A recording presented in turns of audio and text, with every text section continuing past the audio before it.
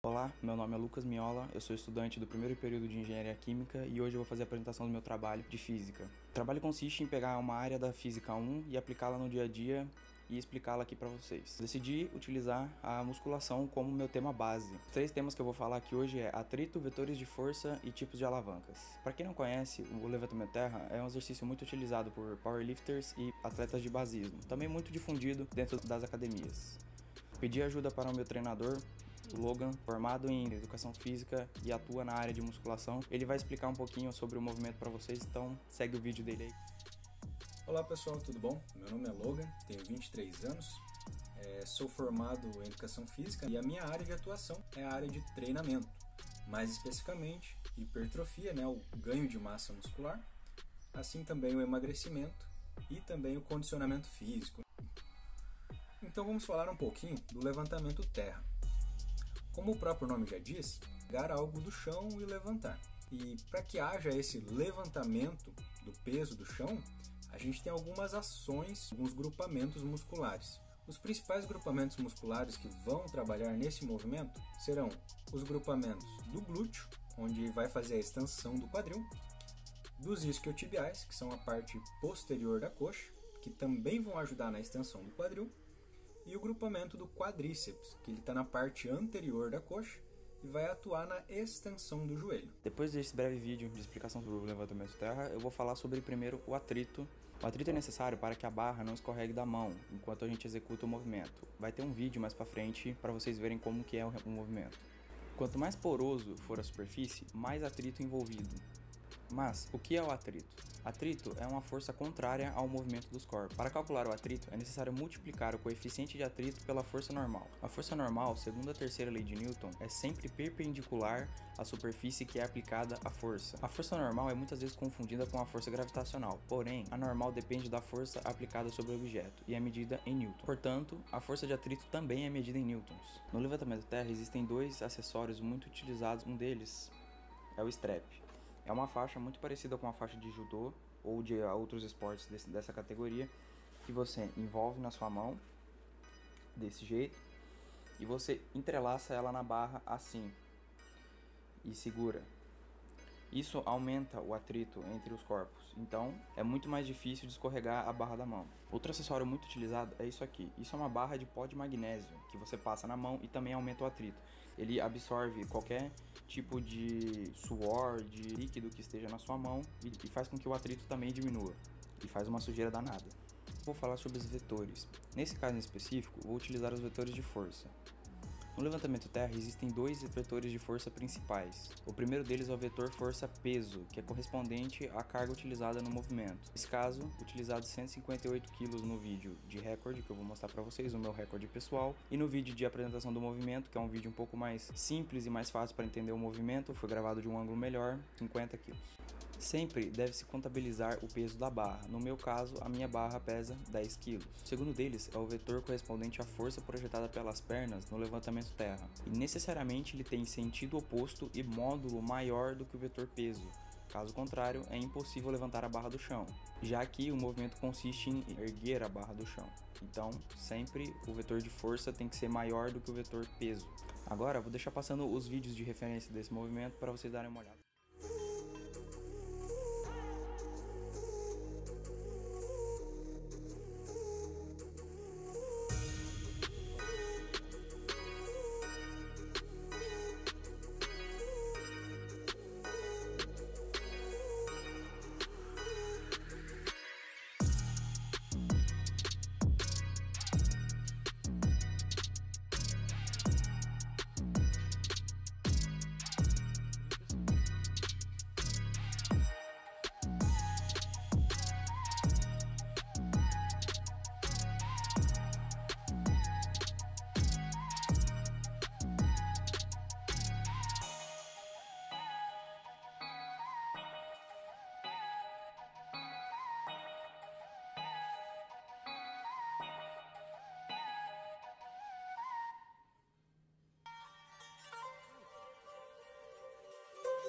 Agora vou abordar o tema de alavancas. Para entendermos uma alavanca é necessário conhecer os componentes. Nesse caso são 4 componentes. O primeiro componente de uma alavanca é a barra rígida, que numa analogia simples, como uma gangorra, que é um tipo de alavanca bastante simples, corresponde à plataforma da gangorra. No tema abordado aqui, ela é correspondente aos ossos do corpo humano. O segundo deles é o ponto fixo. É um ponto onde a alavanca vai se apoiar em algum lugar. No caso da gangorra, seria a articulação da gangorra que é grudada ao chão. No tema abordado aqui, é correspondente às articulações do corpo humano. O terceiro deles é a potência, também chamado de força, que nesse caso é correspondente aos músculos do corpo humano. E por último, a resistência, que nesse caso é correspondente ao peso utilizado nos exercícios, seja ele anilha com barra, halteres ou tijolinhos de peso e cabo. A alavanca pode ser classificada de três formas. A primeira delas é a alavanca de primeira classe ou interfixa, onde o ponto fixo, a articulação, fica entre a potência, o peso e a resistência, os músculos. Segue um vídeo de referência. Após o vídeo de referência, o ilustrador irá passar algumas considerações sobre o movimento.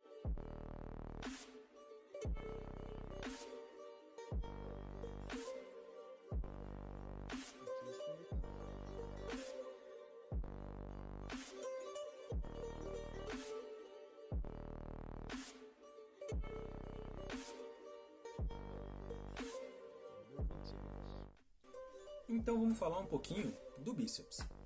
O bíceps, como o próprio nome já diz, são duas e seps, cabeças. Então é um músculo que ele é composto por dois ventres, duas porções. Esse músculo ele é composto então da cabeça longa e da cabeça curta.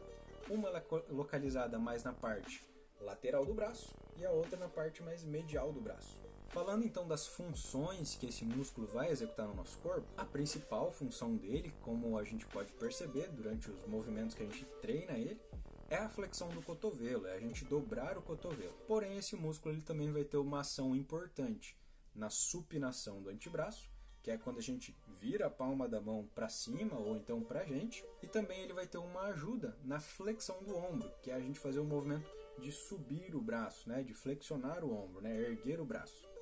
Então, essas três funções são as funções básicas do bíceps, tá bom? A classificação é de segunda classe ou interresistente, onde podemos ver que a resistência, o peso, fica entre a potência, os músculos e o ponto fixo, a articulação. Segue o vídeo de referência.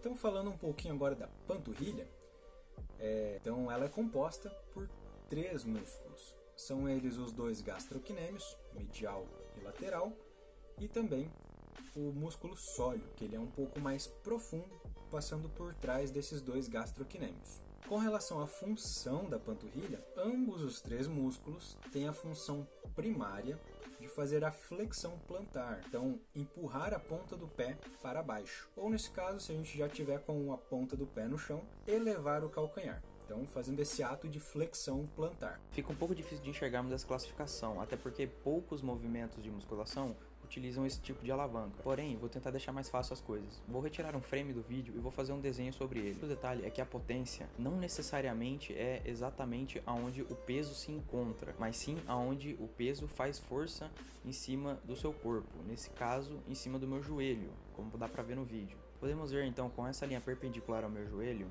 aonde o vetor peso atua. Podemos ver também que o músculo da minha panturrilha fica ligeiramente deslocado para a direita, para trás do peso. Outra consideração também é que, ao contrário do que muitos pensam, as articulações utilizadas é a articulação das pontas dos dedos do pé e não a do calcanhar, apesar dela fazer parte sim do movimento, mas nesse caso a gente considera as articulações das pontas dos dedos. E por último, a alavanca de terceira classe ou interpotente. A potência fica entre a resistência e o ponto fixo. Segue o vídeo de referência.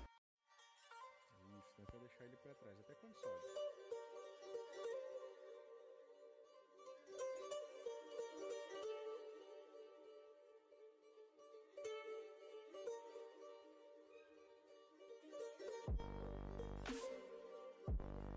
Bem, fica um pouco complicado de percebermos essa classificação da alavanca. Porém, vou fazer igual no exemplo anterior. Vou traçar uma linha para ficar mais fácil para vocês. Podemos ver que ao centro da articulação do meu cotovelo está ligeiramente deslocado para a direita, ou seja, para trás do centro do meu músculo bíceps. Portanto, classificando ela assim como uma alavanca interpotente, já que o peso está na minha mão. Com isso, concluo meu trabalho por aqui. Queria deixar meus agradecimentos ao professor orientador do trabalho, o professor Paulo William, e ao profissional da área de educação física, Logan Silva. Muito obrigado, espero que tenha gostado e até a próxima.